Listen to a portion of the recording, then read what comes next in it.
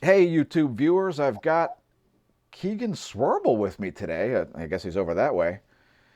And pro European cyclist from Colorado. He's the former U.S. Espoir national champion. For those of you who aren't cyclists, that means under 23. And, YouTube recommended his channel to us, and we started viewing his content, and he was speaking my language. So I was excited. It's always exciting to hear cyclists with a cool perspective. Keegan, welcome. Thanks for coming on the channel, man. Yeah, thanks for having me, brother. Been hyped to be here.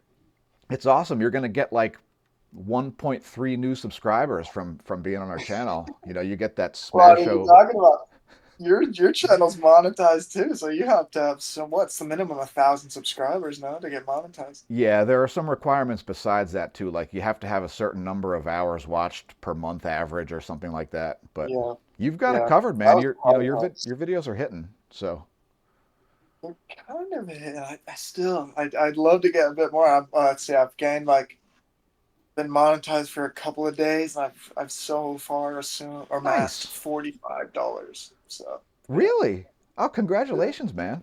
Yeah. Yeah, the way the Google AdSense works is you got to have over $100 for it to pay out.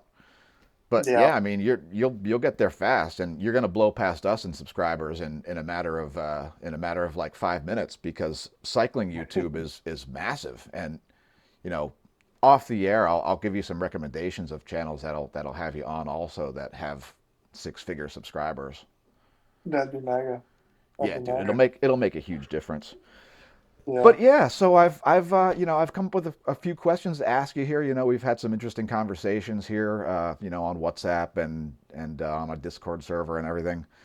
And it's always interesting hearing the perspective of somebody who's done some of the crazy things that you've done. Love the recent video about overtraining, by the way, and that's you may have some kind of a world record with that amount of overtraining.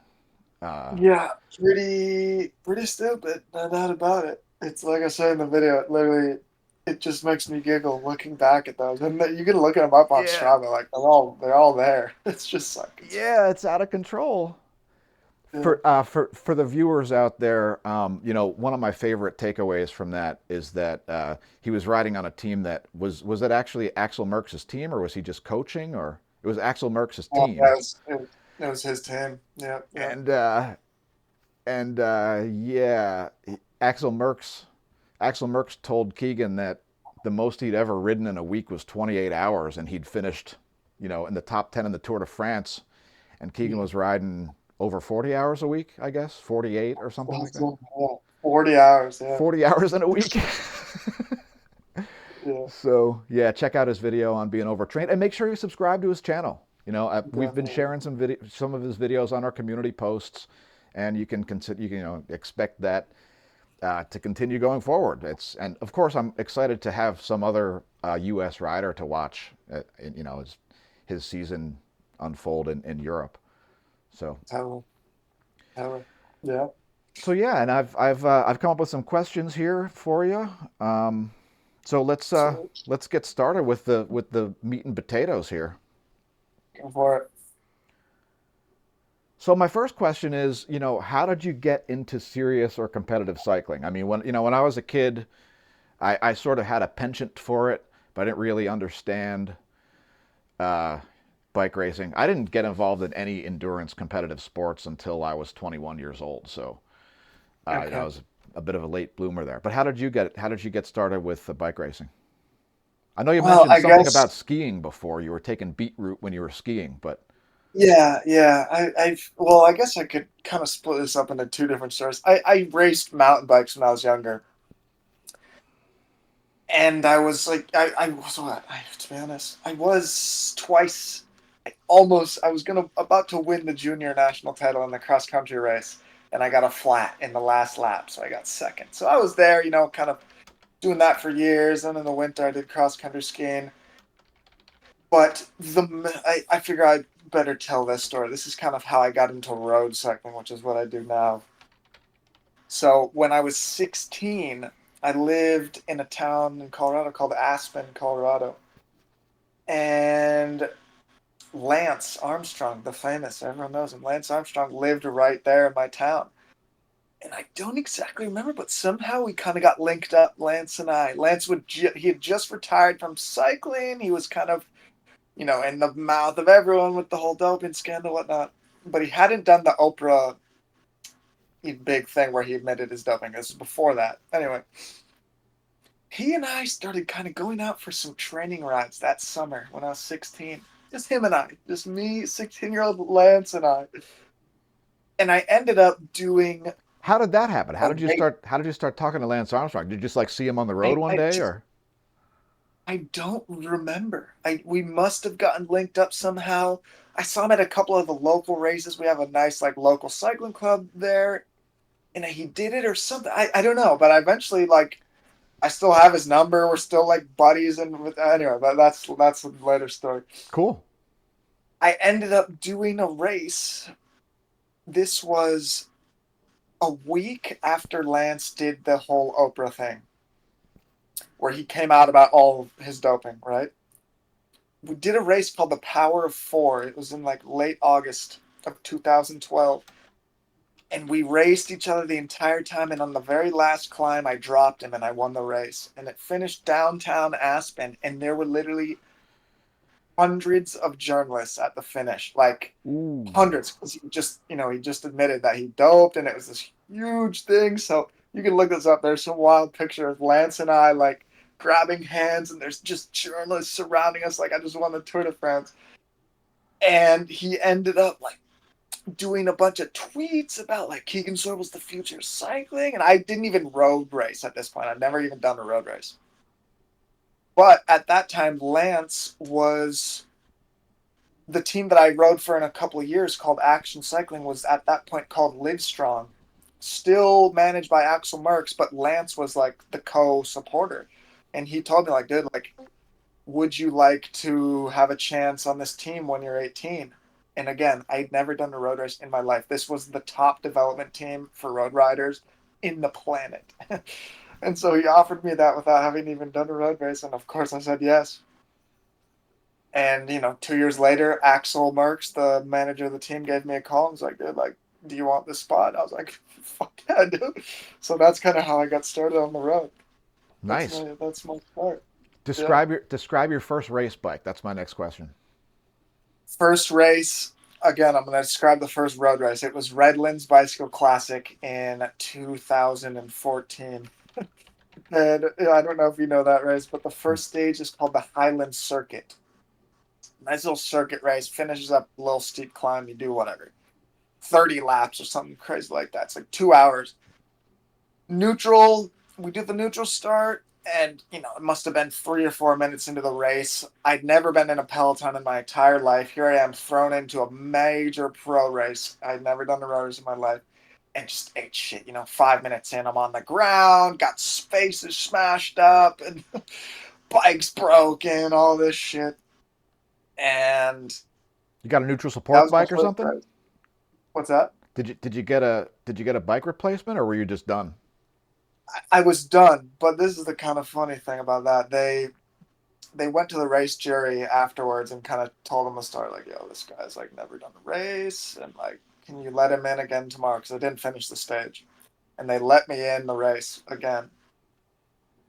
But like, I have to, you know, make emphasis on that again. Like, this is legitimately the number one U23 cycling team in the planet. So for this to be happening is like a major, big time embarrassment. Big time embarrassment.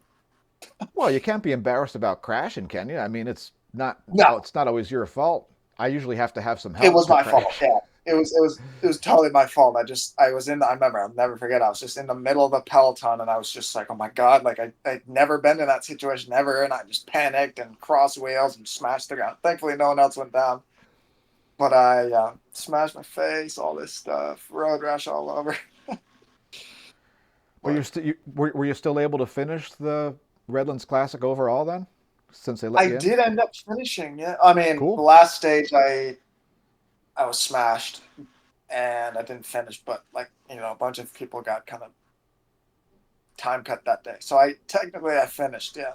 The Uh, the sports gave kind me of a the sports kind of gritty, you know. yeah. You Nobody's told doing it me. for the glam. Nobody's doing it for the glamour. You told me.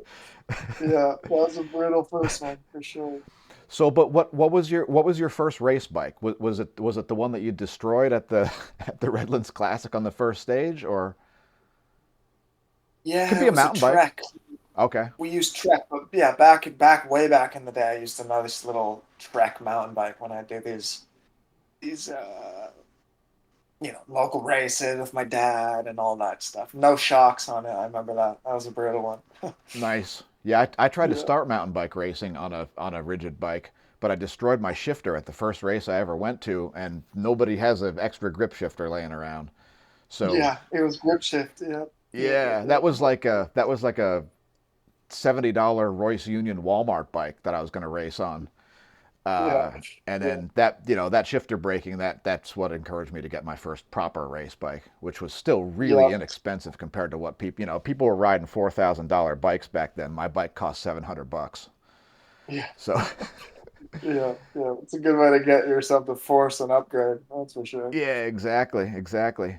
So let Yeah. me ask you this one. What was it like winning the US under 23 national road championships, especially at such a young age? I mean, you were only what, 18 or 19 when you won that? Yeah, that was my second year U23, so I was 19. No, that was amazing. So the year before actually, my first year U23 at the U23 Nationals, myself and my teammate, we broke away on the last climb and I had him on the limit, but he asked me because he was 4 years older, it was his last year U23 and he was kind of fighting for the contract, like kind of asked me like, "Dude, can you like give it to me?" And so I didn't drop or I didn't try and attack him or anything, and I left him, and he won the race, and I got second. And so that next year, it was just like that was my dream, that was the one I wanted to win. And this was Wow. coincidentally right after I had that entire massive overtraining mess slash knee injury slash just terrible, terrible winter of asking myself like, what the fuck am I doing type stuff. So that was a huge, huge moment, yeah, for That's sure. an insane story, man. So you let your teammate win, and then the next, and you got second, and then the next year you won. Yeah, That's insane. yeah. What is that guy up to now? Is he still racing? He raced many years as a pro. His name is Tanner Putt. He raced for a while. Now I think maybe he's like one of the head directors for the U23 program for the US U23 road program. Yeah. So has he understood that he probably still owes you big time? Oh no, he was super grateful, yeah. And to be honest, this happened all the time at that race with our team because like I said, we were definitely the dominant team. Like it happened a couple of years prior. There was a guy named, literally happened to this exact guy. He and a guy named Nate Brown, who went on to race the Tour de France and was actually my teammate in 2021 and 2022. They finished together, and he let Nate Brown win, and then he got the contract. So it's kind of like something that you do, honestly. Crazy. Did you get to meet Cadel Evans as a result of being on the BMC sponsored U23 team? Say again, sorry. Wasn't that team BMC sponsored?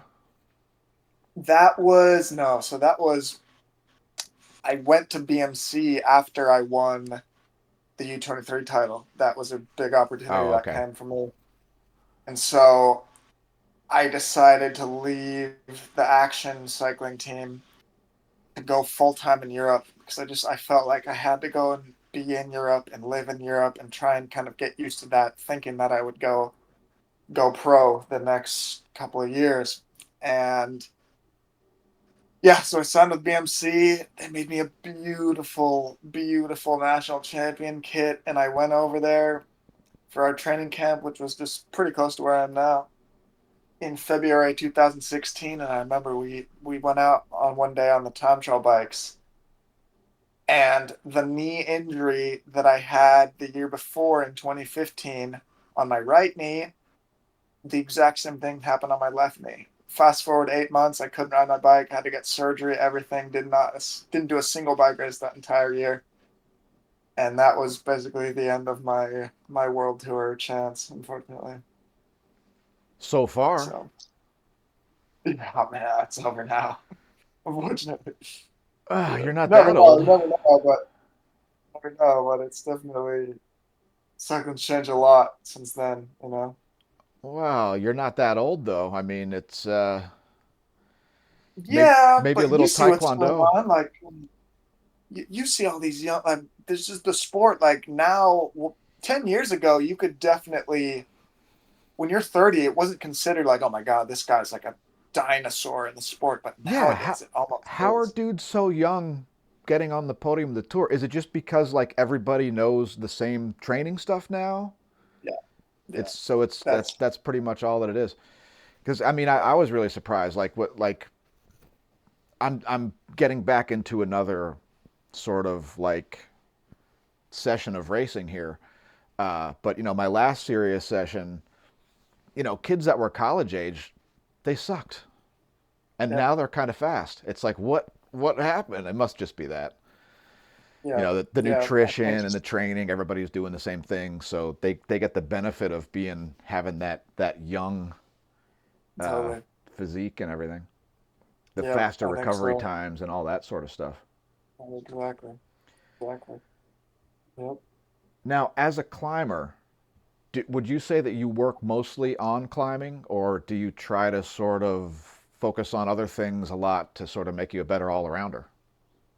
That's a good question. I've obviously tried in the past to work on your weakness, but I did this big time last year, actually. I really tried to kind of pinpoint a certain weakness, thinking that, all right, like I'm a really quite natural climber. Like I've never had problems when it goes uphill. Like that's my entire life. That's just been how I am genetically.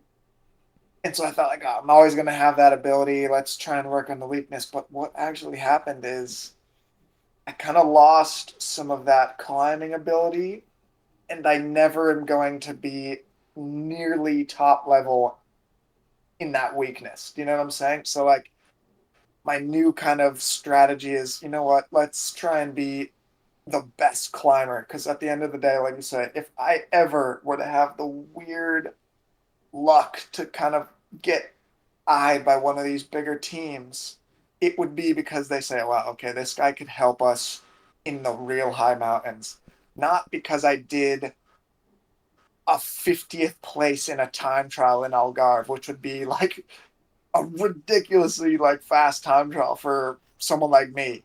Work on my weakness and get 50th, or I can try and do something impressive on the climb. You know what I'm saying? So, and yeah, I kind of didn't really feel like I even really improved my weakness that much. That's the thing. This is the reality. Cycling is super genetic. Obviously, you know that. Like, there's only so much that you can do. If I'm trying to improve my ability to like do these short, explosive 1 minute climbs, let's say, it's quite genetically limited, unfortunately. Like, of course, I can improve it, but I'm not going to ever be like some guy that can just blow people out of the water on a 1 minute climb. I just don't have that genetic talent. So, yeah, that's kind of a bit my mentality, I should say. Do you find it amazing that, especially Jonas Vingegaard? I mean, the fact that he's able to do time trials as well as he is. I mean, if you look Yeah, at pure climbers are known for being horrendously bad time trialists. I yeah, mean, although Pantani, after he got surgery on his ears, people were complaining about he's now too arrow, you know. But he actually got kind of good at time trials there toward the end of his career, which was kind of strange. But dude. typically speaking, people like David Echeverria and stuff, they can't time trial. It's like the wind blows and it blows them off the road. You know, Yeah, they got arms that are this big around at the bicep, and they can go. You know, totally. they have a massive power to weight ratio uphill, but when the road flattens out, they're toast. Yeah. No, it's weird, man. Like I've raced Vingegaard a bit, and I've been right up. There's actually a picture of Vingegaard and I, just him and I in the picture. It's pretty funny. But you look at this guy, and he's really. It's almost like his body was like designed in a lab to be a GC rider. Like his torso is just so narrow. His arms, I don't know how they got so skinny. Like I have ridiculously skinny arms, but at least I have like a tiny bit of muscle. As little as a human possibly could, this guy has nothing. But then you look at his legs, particularly like his calves, and they look like a sprinter. It's unbelievable. Like he Yeah. has the leg muscle by far in his quads that I do, and I'm 15 kilos heavier than him. And he Right. has calves that just look like a sprinter. Like I bet you anything, his raw power is probably about mine, literally. I'll So bet I'll bet there's I mean there's a lot of incentive, right? So, if you if you're somebody who's capable of winning the Tour de France, obviously there's going to be in the off season there's going to be lots of an effort to get you as arrow as you can get on the time trial bike and do every possible thing you can do to get better at time trials. I mean, like the performance that he did on that one uphill time trial back in 2023, that was like sort of a record breaker. But it was an yeah, uphill time trial, so it's not as interesting as when he wins, and sometimes he does win the flat time trials in the Tour de France. That was what really stood out to me. I mean, yeah. and Tade is I think a great example of a proper all arounder. What do you think is going to happen this year in the Tour? Do you think it'll be like a proper showdown between those two, or I think so. You know what? I mean, please let nobody crash? yeah. Well, God, I hope so. That'll be a great race. My gut tells me that for some reason Tade isn't going to be as good, and the reason I say that is like, I mean, I gotta have my theories, and I'm not saying that anyone's doping or any like injecting blood bags or anything, but there's definitely something, this gray zone that these world tour teams are kind of operating in. Stuff that maybe in 2 or 3 years is going to be banned as shit, but right now it's not being investigated, and those teams are definitely doing it. And I feel like in 2023 we saw it with Jumbo Visma, like they just murdered the Grand Tours. I know.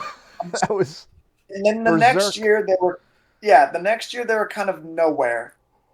Hmm. So my gut tells me that maybe something will happen similar with UAE. Someone will catch up, another team will start finding out what they were doing. I mean, we're seeing a lot of talk about this like carbon monoxide shit that these Yeah. teams are doing. Like, I don't know really much about that. Who knows what other stuff? And I feel like these other teams, once they figure out what they're doing, they'll be right there. Yeah, it's like I think the controversy with the carbon monoxide thing is that everybody sort of knows and accepts that you can use carbon monoxide inhalation to somehow test your VO2 max. It makes it like easier to test your VO2 max or something if you introduce carbon monoxide.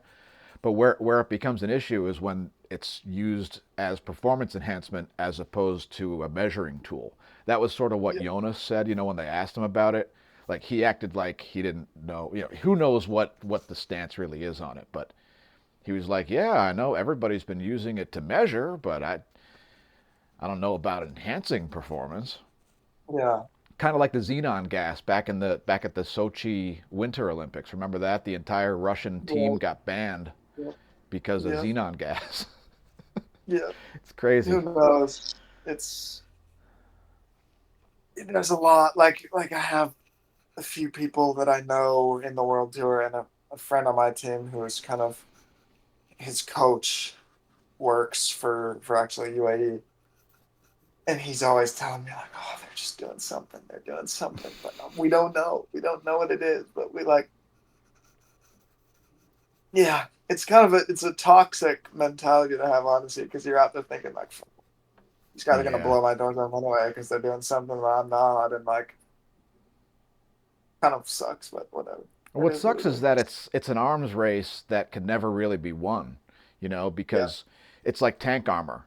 If you get better armor on your tank, somebody gets a better round that goes through your tank armor. Same deal with So doping and cycling. As soon as a thing gets banned five more technologies come out, five more molecules come out, five more xenon gas style things come out. Yep. Exactly. So, I mean, I've had many, many, many opportunities to cheat in the sport of cycling, including when a Winnebago passed me one time during a time trial. And there was a point where I actually sat up and stopped drafting it.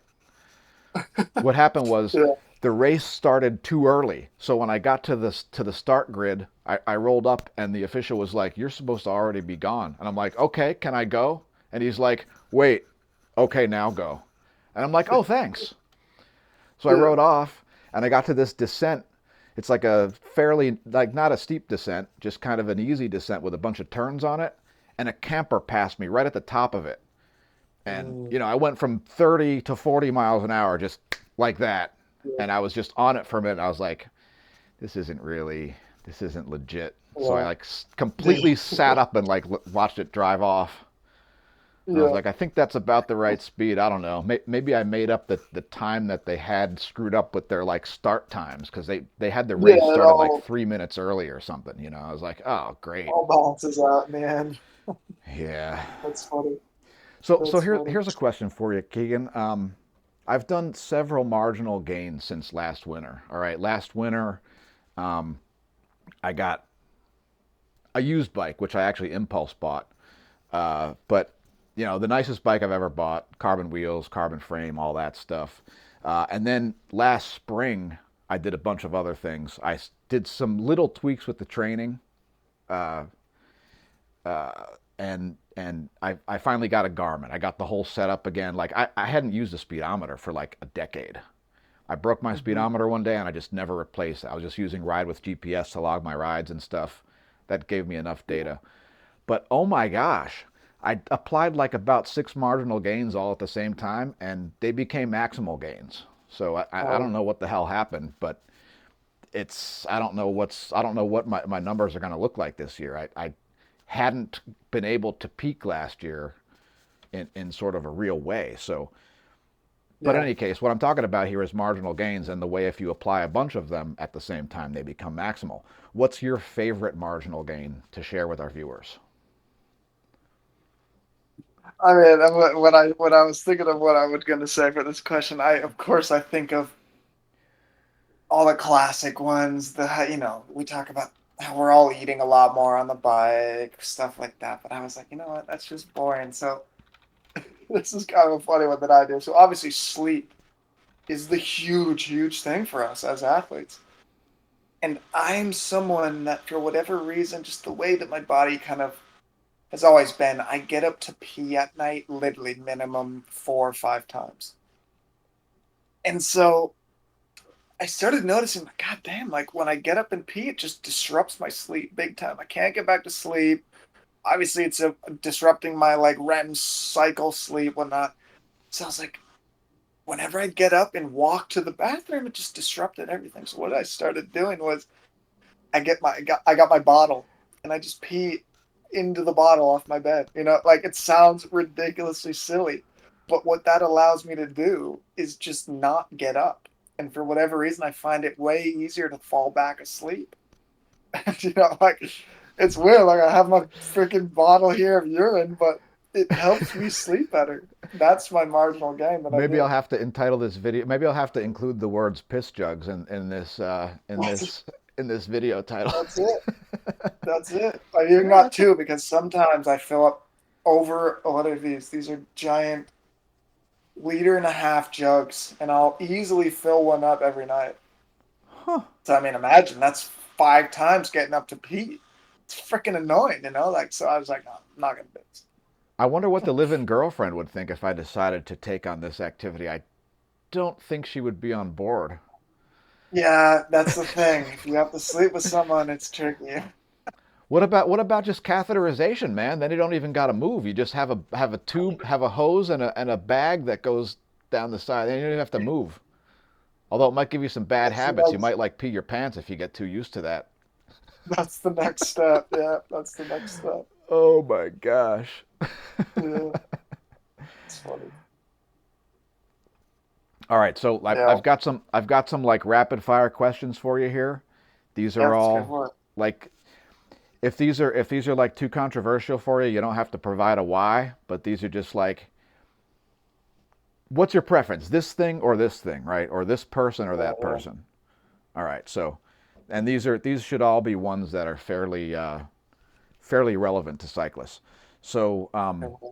so you know, of course, cyclists are extremely fixated on their equipment. Obviously, it's with good reason, and that's one of the really frustrating things about the sport. It's one of the reasons why I like running. It's like if I have enough bikes that are in the shop, it's like I have to like, take a step back. But anyway, Yeah. so Agree. Keegan, tubes, tubular or tubeless? For speed or Just general, like if you had to just pick one to use all the time. I do tubes, but I'm way behind in this. Like my roommate is like, dude, what the fuck are you doing using tubes? Like that's stupid. He never gets a flat. Like these tubuless ones with the sealant in there, they just seal right up right away. I should be on that, but I'm a tube man. I just am I don't know. I stuck mean, in the I hole. think hookless rims are a terrible idea because sometimes people go around a corner and roll the tire off the rim, don't they? I Well, mean, maybe yep, it's not yes. proven, but I mean, I No, know that's awful. Thomas DeGent had a pretty nasty crash because of one. I think like the tire like rolled. He hit a stone on the road, like so that caused the tire and wheel manufacturers to go. It wasn't our fault, but it Mhm. still caused the tire to roll off of the rim, and I think it got like jammed in his front wheel or something, and he went over the bars or something like that. Yeah, So I don't happens. know. I'm on your side. Like, do you use TPU tubes at least? I don't even know what that is. You don't know what TPU tubes are? So there's a newer kind of tube out there, thermoplastic urethane, and they weigh Mhm. 1/10 of what a butyl tube weighs.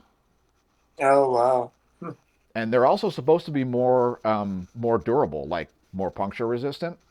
Now I don't Yeah. know if that's going to make a huge difference, but the weight difference is massive. I mean, my front wheel I has mean, I one. guess like when I'm talking about training, I don't give a shit about the weight. Like I have freaking gator skins and all that shit on my bike. Like, Okay, all right. Okay, so you ride the hard stuff when you're training, and then you do some kind of proper upgrades. Now, do you have like team mechanics that deal all that stuff when you're at the races? yeah. The mechanics to everything. I don't even know what we use tubulars without. I have no idea, but that's the Oh man, fastest. must be nice being cycling royalty. It's nice. You don't do anything. You just show up. They do everything for you. Massage your legs. Do everything. You don't have to do Right, shit. right. So, well, you might be running tubeless then, right? I mean, Oh yeah, no, for sure we're running. oh, okay. But whatever, And whatever's the fastest. and who's like what what's your tire and your bike sponsor? This year we have Canyon and we use Vittoria tires. Okay. Yeah, I saw the Black Canyon with the lovely orange uh, Yeah, thing on it. Is that the new one for this year? that's the new one. Yeah, Dude, looks pretty sweet, man. I cool mean, the bike. I the, like sh- it. the shop I ride for doesn't sell Canyon or Specialized or Trek, uh, but And but we actually prefer to build riders over bikes anyway, so we're not too like we don't really care that much. Like yeah, Pinarello and Cervelo are kind of like the main bikes that we sell at right. the shop. Okay, next Yeah, question. Rapid fire. Zabriskie or Cancellara? Cancellara, definitely. All right. Yeah, see, that one was always a tough one for me because Zabriskie is a U.S. guy, but yeah, He's a Cancellara. legend. He's a legend, but I feel like Cancellara is like up there with the top legends of the sport all time. Honestly, Yeah, I think he might be the top time trialist of all time, like with the exception of Tony Martin, but I feel like possibly. they're not like I think Cancellara was a little bit more dominant than Tony Martin was, even Yeah, though and I he think beat like Cancellara a few times. Cancellara is just such a legend. Like, man, I think of that like years ago. I forget what year it is. He attacked on one of those like guaranteed sprint stages of the Tour de France and like won the stage. Yo. Like that shit just never happens now. There was a time trial when there was a moderate climb, like in the middle of the time trial, and they reported that Cancellara beat Armstrong by 40 seconds both up the climb and down the climb. So on the climb and the descent, put a minute and a He's a half into Armstrong. he's a legend. That was Such a like when legend. Armstrong just came back and he said, he wasn't as comfortable descending as he used to be. Yeah. So it happens. Yeah. All right. So Cancellara, uh, beer or wine? I don't drink, No honestly. alcohol. All Um, right. I thought that I might be don't. the answer. I just like it's not for any like crazy stuff. I hate the taste. Oh, okay. Like it's kind of a cool thing. Like I don't feel any temptation to drink ever. All right. Yeah, I don't feel any compulsion either. Yeah, Um, it's like it. all right. Here, this one might be a little harder for you. Chloe Dygert or Kristen Faulkner? Dagger, yeah. Dagger's she's a man she's a mental just mad dog. Mad respect for her mentality. Yeah, she's pretty rowdy. Did you? Honestly, she's got to be one of the most talented cyclists on the planet. Yeah, she's an insane all arounder, man. I mean, having Without been that world one. time trial champion and being able to sprint and stuff, like, what is up Yeah, with that? She's like like a female such. Indurain or something. She is like an Endurance, literally, like unbelievable how Yeah. talented she is. Did you see she Yeah, won? She won the stage of the Tour Down Under yesterday, I saw that. Yeah, or was that today? It might have been today. I don't know. It's like yeah. tomorrow there anyway. She could win every. If she just is able to be healthy, Yeah. she's gonna win any race. I wonder if she'll ever be able to try and go for the like women's Tour de France. She almost it was almost like she just rode off the front. Like the commentators were like, yeah, she got a lead out from her teammate, but it was like an uphill finish at 150 meters to Yeah. go. I think she could have just ridden off the front regardless of who was there. Oh yeah. Oh And she yeah. won by a solid 20 meters too. It was pretty. She's a freak. Yeah. She's such a freak. Yeah. Uh okay, now I'm not suggesting you like either brand, but Trek or Specialized? Specialized. Specialized? Yeah. Yeah. Now, okay, why? Why Specialized over Trek? I just feel like Specialized is the king bike. Both just insane brands, to be honest. Okay. But what makes me bike wise, I would say I couldn't decide, to be honest. But I personally use Specialized shoes, and I really like them. Oh, all right. And I've also used Bond Tracker shoes years ago, and they were good too. But I really like the Specialized ones. So I just feel like they just have any Specialized product is so top, So so do top. do you have a team shoe sponsor and you just like sell those or you just keep them as spares or? Thankfully, they allow us to use any shoe that we want on this team. But yeah, in the past, I've done that for sure. Like they'll be like, "All right, you guys can each order 3 pairs of shoes or 4 pairs of shoes," and then like I just literally broke out a new pair that I found in my one of my old luggage things a couple of days ago from my days back when I was riding on the rally cycling team. Beautiful, brand new, 400 euro Specialized shoes. I'm like, oh, sweet.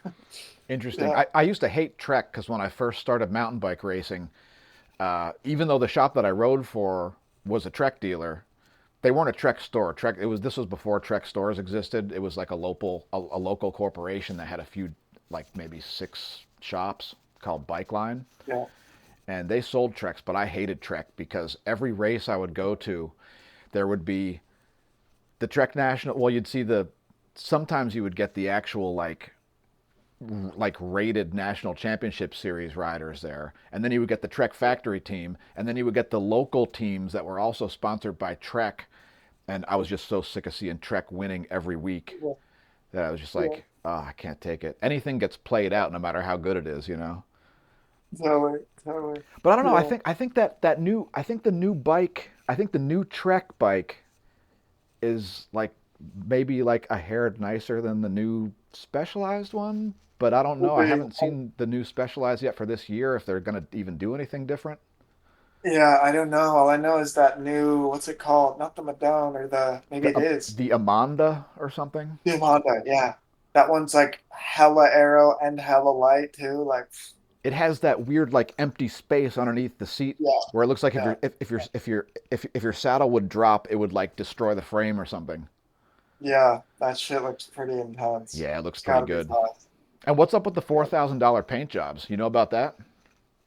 No, I didn't see one. I think Trek's paint jobs cost 4 grand. Like if you get the top of the line paint, because it's so light, like it almost weighs nothing, but it also like acts as the outer laminate layer on the carbon or something. So there's something weird going on there with their paint. I don't know. That's cool because I know that a lot of people have complained about any paint on their frame because it weighs. Like that's why all these bikes are white, or I mean, are black, Yeah, or they yeah. were. Now I'm kind of starting to see different colored ones, so they must be changing the paint. It is. I guess it is an indication, like if it's the high modulus version, like if you see the raw carbon, like that, like most manufacturers will leave some of the raw carbon sort of visible, I think, and not paint the whole thing. Like that's how I know Yeah, my Cannondale Super 6 Evo is not a high mod one because it's got like normal paint. right. All That right, makes more sense. hard questions for you. Pirelli or Vittoria? Victoria, big Vittoria? Yeah, Victoria. same here. Yeah, yeah. Okay, how about this one? Continental or Pirelli? Continental. Because you said gator skins. Yeah, I figured that's what you would have said. yeah. I love a good gator skin. Yeah, big gator skin fan. Ice cream or pastries? Ice cream. Zero pastry desire, honestly. Okay. Don't suffer with those at all. But big ice cream fan. Now, Yeah. do you know a lot of cyclists that ride just for the ice cream and pastries? For the pastries, yeah, definitely. Too many guys. Pisses me off a little bit. They It's have like, to if there's no coffee stop, they're not going to do the ride. yeah, exactly. It's like why don't you just do the coffee stuff after the ride? Like do the ride and then reward yourself. I can't do the like mid ride coffee stop. I don't like the getting acclimated. You know, if it's cold out, you're going to go inside the coffee shop and get acclimated to the warm and then go back out Yeah, and get acclimated to the cold and reacclimate your legs to pedaling like that is like undue suffering. I terrible, agree. terrible, terrible. Um Orange or pink? Pink, you know, pink. Pink? I love pink, even Yeah, though I pink's have good. this orange. I love the. I mean, the orange stuff is kind of my new vibe on my YouTube channel because my kid is orange. But I love pink. I Love wore some pink. orange today. Oh, that's good. It's a good Dude, color. I have a whole kit. I have to take a photo of it. I have an orange Abus helmet, orange headband. I have like orange head to toe. I bought full orange tights. There you go. I have the whole You can kit. be seen out there. You're not gonna. The cars aren't gonna miss you with that kid on. Exactly, man. Nothing says don't run me over or shoot me like Blaze Orange. It's top Yeah, notch. dead All right. ass. Harder questions. Tade or Jonas? Got it. Yeah, Tade. Although I started softening on Jonas last year. I He like Jonas too. I like him Yeah, too. he humanized a little bit last year because he Jonas is a Yeah, bland guy. You know what I mean? Like he's kind of boring, right? He doesn't yeah, have the same panache that Tade has. He's not as like interesting of a person, I don't think, as Tade is. yeah, But yeah. last year he did some stuff that like sort of like raised him up a little bit, I thought. I think we're just spoiled with Tade. Like, when's the last time we've seen anyone in cycling like Tade? Eddie Merckx, Nonetheless, I think that's all that there is. I don't think there's yeah. anybody Like, else. I mean, like I'm trying to think of people that were even like I guess Sagan kind of, but Yeah, someone that's dominating grand tours. It's never been seen. That's like exactly. someone really funny and quirky guy. Because usually these grand tour guys are like Vingegaards, like just robots. So. Yeah, yeah. You know, when I first started bike racing, it was on the mountain bike. And so when I crossed over to road, I had sort of like the mountain bike mentality. And I would strike up a lot of conversations like during road races. And I would get a lot of evil looks. People would just like Yeah. look at me. and like frown and then not answer. Yeah. And I'd always be like, Yeah. I'll just take that as a no response. But That's a bit different vibe, isn't it? it's nice to see that people are acting more normal. I mean, because most of the people that I compete against, I'm friends with off the bike. You know what I mean? Like we're not enemies. I want to see the fastest guy win. If you're you know if you're faster than me in the final sprint and it's a fair final sprint, I want to see you win the final sprint. It's Oh like yeah. the code of the Oh, road. You know what I mean? Like lead, follow, or get out of the way. I agree. I agree. How about okay? Here's one for you. Since I'm a time trial specialist, Remco or Ghana? Renko. Remco? Ghana's washed up, It like Ghana's one of the highest paid riders in the entire sport, and he like hasn't. Don't get me wrong, that guy is like a fucking stud, and he looks so insane on the bike. But he's getting paid a lot of money, and he's not like dominant. Like That's to be true. paid that amount of money, I want to see him just never lose a time trial the entire year, type thing. Yeah, I mean, he's never had the kind of dominance, especially in Grand Tours, that Cancellara had. No, no way. He hasn't even won a race like in years. And he's lost the pursuit world record, I think, Yeah, right? Because yeah, Jonathan Milan just, I think, yeah. just Holy won shit. that, which makes him another crazy rider too. Which brings me to my next question. That's called a segue. My next question: Milan or Merlier? Milan, he is such a freaking animal. Oh my gosh, Time he's trial, like, so gigantic. He's like Frankenstein. yeah, he's the new Kittle, honestly. Yeah, that's right. Exactly. Exactly. Jeez. I think But the Merlier's crazy thing is that guy can climb. Like, really. it's wild to see how insane some of these. Jonathan Milan Like, can you go get a uphill. guy. What's that? Jonathan Milan can go uphill. More than you think. You like that's the big change in cycling now. The days of like the Mark Cavendish sprinter are so long and gone. Nowadays, it's way more of like the Phillipsen sprinter, who was a fucking beastly Yeah. rider. Like that guy, yeah, most days he sits up on climbs and he doesn't try. But if you tell him, like, you got to get over the 6 or 8 minute climb, that's 30K to the line. He'll do some crazy watts per kilo on that Yeah. climb. Yeah, I agree. Phillipson. I think he's probably the best sprinter overall. I think Yeah, Merlier is way better as an all arounder than Jonathan Milan because Merlier won a gravel race or something last year. Um, yeah, yeah. I don't know. Milan is a major freak. yeah, dude, and he's actually really thin too. So Yeah, yeah. he's He really doesn't have really a sprinter tall. build. Yeah, like he's almost built like you. Like he's like not Yeah, he's yeah, he's just like a very slender guy. All right, here's yeah. another No, one. you How see him about in person, and you're like, it's crazy. He doesn't look like a sprinter at all. Not at all. Yeah. all right, Brandon McNulty or Matteo Jorgensen? Jorgensen. Yeah, That's a tough one for me yeah, too. yeah. But yeah, I'm Did just Mateus excited. study? I'm just excited that I get another American to watch in European racing. So we'll be uh, Yeah. we'll be following you and Oh, yeah. relentlessly holding you accountable for your results throughout the season. Yeah, man. It'd be sweet to do more than I did last year. That's for sure. Are you a guy that works well under pressure or who prefers low pressure? No, I'll do well under pressure. For me, honestly, the biggest thing is always doing too much in training and trying too hard, trying to lose much weight, trying to do too much training.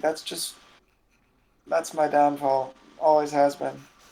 Yeah, same here. I like the sport so much that actually in the last couple of years I moved and now I'm actually much closer to the local velodrome than I used to be. And like that's the cycling mecca of this whole tri-state area. And so Okay. like now the issue is not riding enough. The issue is now riding too much for sure. Yeah. So So, being being a quick bike ride away from all these events that happen throughout the season is a pretty crazy thing.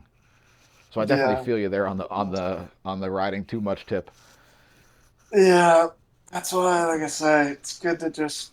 I'm trying to really. I'm gonna make a video about that. Like for me, a great way to just guarantee have a better season is to force myself once every 6 weeks, just an unplanned 3 days no exercise. Don't care how you feel, you're doing nothing for 3 days. And like I hate doing them. I fucking hate not riding for those 3 days, but they do just kind of give your body that like jolt again to come back and just keeps you a little fresher. What part of Spain are you in? What town? I'm in Catalonia in a town called Girona. Girona. Yeah, yeah, Cool. Anything yeah. else you want to talk about?